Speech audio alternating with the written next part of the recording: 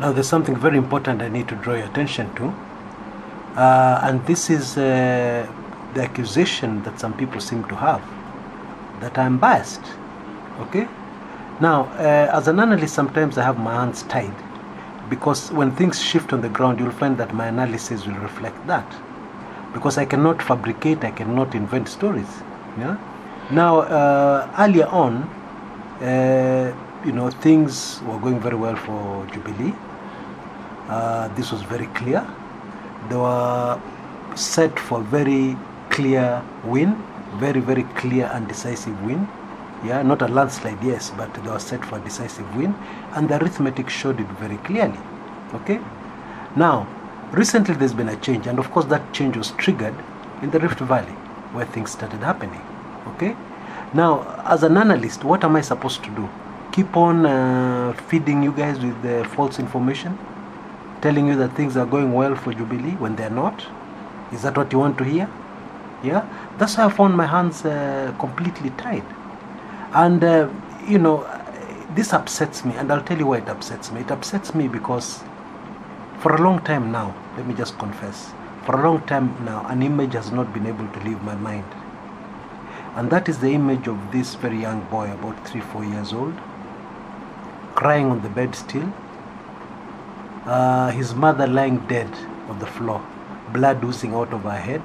She had been bludgeoned, her head really knocked with some blunt instrument until she died. Okay? Now, why did she die? She died because of the tribe she was. This was 2007. Yeah? And of course, before she was killed, she was raped. Yeah? And there's that young innocent boy just crying and screaming for his mother to get up. But she can't. Yeah? Now, with such an image still on my mind, I assure you, I can never get appetite to excitedly support any candidate. Least of all, the two major forces in this election. Because we have people on both sides. Yeah? By virtue of the information I have. There are people on both sides of the political divide who are very, very involved in the death of that poor woman. I wonder what became of her kid. I wonder when her child will grow up, what he'll be told. Who killed her mother and why? Gosh. And, as tribal animosity rise up, as I look, even in this channel, I see a lot of people making very tribal comments. It just saddens my heart. In fact, if I can make another confession, there was a time I had completely washed my hands out of politics because of that incident that cannot leave my mind. And that's what keeps me awake. Yeah? And even as I make my commentaries, it becomes now, you can imagine my position when somebody tells me that I'm actually favoring one side. Gosh. Anyway, you're free to have your opinion. If you feel that I'm favoring the other side, that's okay by me. But that will not make me take my eyes off the ball.